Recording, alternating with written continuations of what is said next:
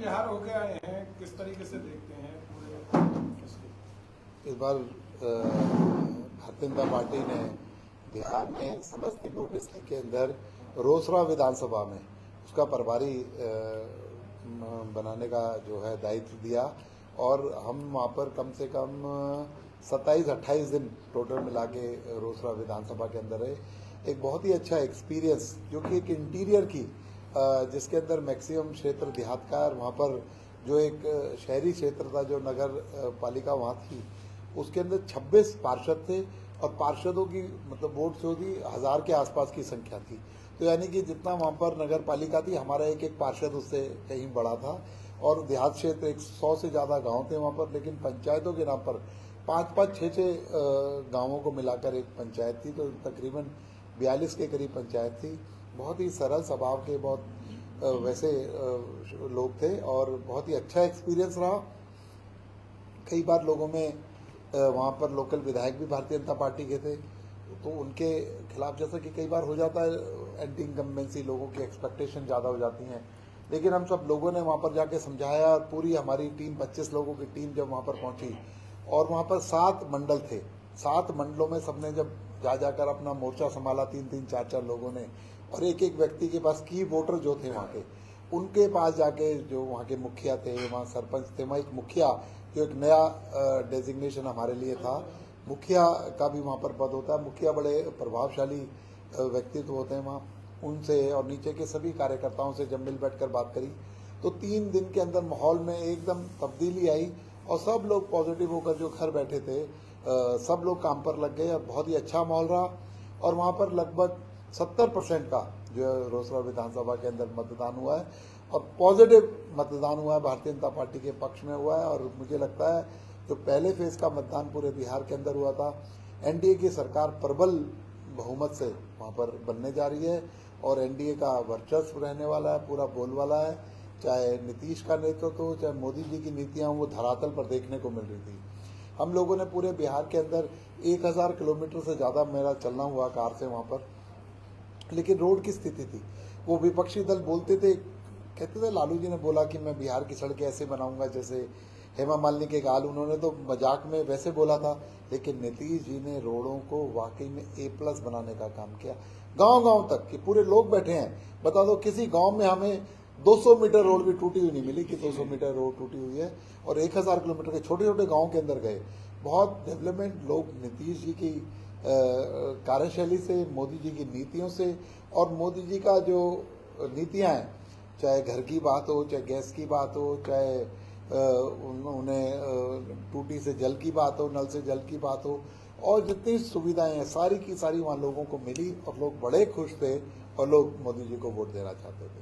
मंत्री जी, जिस तरह से आप कह रहे हैं कि जो परसेंटेज 70% वोटिंग हुई पूरे बिहार में, जहाँ जहाँ भी वोटिंग हुई है उस जगह बढ़ी है वोट परसेंटेज, लेकिन जो विपक्ष है वो ये कह रहा है कि उनके पक्ष में बढ़ी है, लेकिन आपकी जो तरफ से भी ये कहा जा रहा है कि आपके पक्ष में। विपक्षी दल देखिए, दूसरा भी अभी फेज जो है 9 तारीख को वो चुनाव प्रचार बंद हो जाएगा, 11 तारीख को चुनाव है।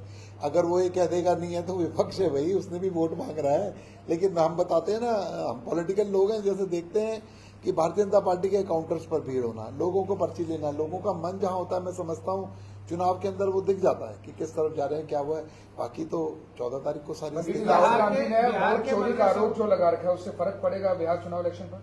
सब अच्छे तरीके से जानते हैं, ये इवेंट करने का काम करते हैं। वोट चोरी का काम था, इनके पास इतना तथ्यात्मक डाटा था तो 2 महीने से कहाँ थे, मांग रहा था चुनाव आयोग भी, सब बोल रहे थे भाई डाटा दो, क्या है आप एप्लीकेशन दीजिए, एक स्क्रीन लगाकर एक मीडिया ऑप्ट करना, एक इस तरीके का इवेंट करना और चुनाव से प्रचार चुनाव से 1 दिन पहले, तो ये सब दिखाता है कि पॉलिटिकल एजेंडा है, बाकी कुछ भी नहीं है। जो जो ये बातें इन्होंने कही कि विदेशी हीरोइन है उसके इतनी सारी जगह पर है, ये हैं, और आज वो पहले उन्होंने, देखिए कितनी बड़ी बात है, इतना बड़ा रिस्पॉन्सिबल व्यक्ति इवेंट पहले कर रहा है और विधायक दल की बैठक आप बुला रहा है जो ग्राउंड रियलिटी प्राप्त करने के लिए, वरना ग्राउंड रियलिटी प्राप्त करने के बाद कोई स्टेटमेंट देनी चाहिए थी उनकी। जो मैंने आज पेपर में पढ़ा कि 9 तारीख को उनकी जो विधायक दल की बैठक है या प्रत्याशी उनको बुलाने का काम होगा, उनसे अपडेट लेने का काम हो रहा है। तो ये सब इवेंट है, जनता अच्छे तरीके से जानती है, इनके पास कुछ नहीं है। ये इस तरीके से हो सकता है क्या जो उन्होंने बातें कही थी? चुनाव आयोग भी सारा बार बार पूछता रहा है, हम लोग भी पूछते रहे हैं, लेकिन कुछ नहीं है, सब इनरिस्पॉन्सिबल बातें हैं। उन्होंने जनता को भ्रमित करने का काम किया, लेकिन जनता भ्रमित वो कहते हैं कि हरियाणा आप बिहार को अच्छे से देख के आए हैं, किस तरीके से देखते हैं इस बदले हुए स्वरूप के बिहार को, जो आप बता रहे हैं विकास कार्य हुए हैं, तो जनता किस तरीके से देखती है? देखिए, मतदाताओं के वोटिंग पैटर्न में भी कोई बदलाव आपको दिखता है? 2015 के चुनाव में मैं बिहार गया था। पटना की एक विधानसभा के अंदर मेरी ड्यूटी लगी थी। जब के बिहार और अब के बिहार में जमीन और आसमान का अंतर था, जो धरातल पर दिखाई दे रहा था। मैं छठ पर्व पर भी गया, छठ पर्व पर मैं छोटे छोटे गाँव के अंदर गया, किस तरीके से सड़कें बिल्कुल गांव-गांव घर-घर तक पहुंचने का काम, किस तरीके से स्वच्छता का काम वहां पर था। छोटे छोटे गांवों के अंदर उन्होंने पोखर तालाब जो थे उनको सजा रखा था। उनके पास धन ना होना ये कोई डिसेबिलिटी नहीं है या कोई ऐसी बात नहीं है, आदमी की गरीबियत होना, लेकिन गंदा होना आदमी की नाकाबिलियत है, उसके खुद का आचरण है। लेकिन उन लोगों ने सुविधाएं, अगर वो मैं कहता हूँ फाइनेंशियली इतने साउंड ना होने के बाद भी इतनी स्वच्छता रखी हुई थी। कुछ नहीं तो पेड़ों की टहनी, केलों के पेड़ काट कर निकाल कर उनकी टहनियों को घर के और गलियों में सजा सजा कर, इतना सुंदर वातावरण था। मैंने कई सारी वीडियो आप लोगों को प्रसारित भी करी हैं। दिल को बड़ी खुशी हुई कि देखिए ये लोग हैं, ये लोग ब्रिलियंट लोग हैं, जो कि अभाव के बावजूद भी नहीं है तो स्वच्छता रखना जानते हैं। अगर शर्ट का फटी होना कोई बुरी बात नहीं है, लेकिन शर्ट का गंदा होना बुरी बात है। वो समझता है कि आदमी के खुद के एफर्ट्स नहीं है। तो बिहार बड़ा अच्छा तरक्की कर रहा था और मुझे उम्मीद है कि नीतीश जी के जो कार्यशैली है, उनका जो कार्यकाल है और मोदी जी की जो नीतियाँ हैं वो कमाल ही रही। और एक मैं बात बताना चाहूँगा, मैं उसे रिकॉर्ड नहीं कर सका क्योंकि मैं अकेला था वहाँ पर, किसी मुखिया के साथ में वहाँ गया था। एक गांव में मैं बैठा था, एक छोटा सा घर, 20-30-50 गज का घर होगा। वो उनकी जो औरत थी वो बेचारी खाना बना रही थी, आदमी बाहर बैठा था। ये कहता है कुछ नहीं किया, मतलब क्या उन्होंने अपनी भाषा में, मैं तो अब की बार वोट नहीं दूंगा, अब की बार मैं वोट डालने ही नहीं जाऊंगा, ये नहीं। वो सुनते रहे, वो मैं भी सुन रहा था। मैंने कहा क्यों नहीं दोगे वोट, ये नहीं दी। वो कहने लगा कि हमारी पेंशन कट गई है। अरे भाई 400 मिलती थी, 1100 वाली में नाम खत्म हो गया, करेक्ट हो जाएगा, वो तो क्लरिकल मिस्टेक हो सकती है, सब बातें। तो वो सब छोड़ के 10-12 मिनट के बाद हम लोग बैठे रहे। वो औरत निकल कर आई, बड़ा मार्मिक दृश्य मैं देख कर, मतलब उस लेडी ने बोला क्या बोल रहे हो, अपने पति को बोला अब वोट नहीं देगा। उसने अपनी भाषा में बोला जो भी कि वोट नहीं देगा। कहते जब मैं यहाँ पर आई थी 18 साल की थी, जब मेरी शादी हुई, 25 साल में इतने किलोमीटरों से पानी ला कर बूढ़ी हो गई थी मैं। है मेरे पानी आज ये टूटी में जलाता है, घर में छत नहीं थी। आज हमारे और हमारे रिश्तेदारों को मकान मिलने का काम हुआ, किसने दिया?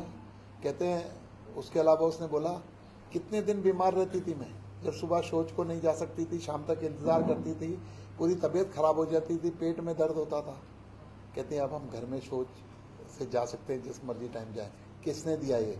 और वो बोलती है पूरी जवानी मैंने आपके साथ बिताई है, कभी पेट भर के भात खाया था? ये 5 साल से पेट भर के भात खा रहे हो, ये मोदी की देन है। उसने फिर अपनी भाषा में गाली देकर उसको बोला कि ये वोट नहीं देगा, ये वोट नहीं देगा। अरे जिंदगी को बदलने का काम करा है नरेंद्र मोदी ने, हम नरेंद्र मोदी को वोट नहीं देंगे। मतलब मैं कई बातें समझ नहीं पाया, उस मुखिया ने क्लैरिफिकेशन करके दिया। उसने और 5-7 वृत्तांत दिए, तो मैं देखकर हैरान था कि जो मोदी जी की नीतियां हैं किस तरीके तक लोगों पर असर कर रही हैं, नीचे तक, और उनके दिलों में बैठ गई।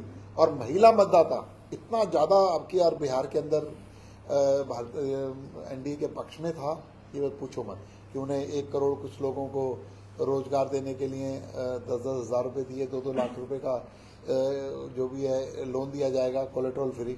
तो बहुत बड़ी बात थी, लोगों के अंदर उत्साह था और उन लोगों को ज़रूरत भी थी। तो जो काम है बहुत अच्छा काम हुआ है, मुझे लगता है इसके परिणाम अच्छे। जी कई बार ऐसे चैलेंज आते हैं, हरियाणा का इलेक्शन आपने पूरा दिया है और खुद लड़े हैं, फैजाबाद का इलेक्शन ऑलरेडी आप जीत चुके हैं, लेकिन कुछ फर्क देखा, कुछ चैलेंज वहाँ मिला कि कुछ चैलेंजिंग ये था मेरे लिए, क्योंकि नया नहीं चैलेंजिंग ये होती है कि वहाँ पर जैसे विपक्षी दल बहुत झूठ बोलते हैं।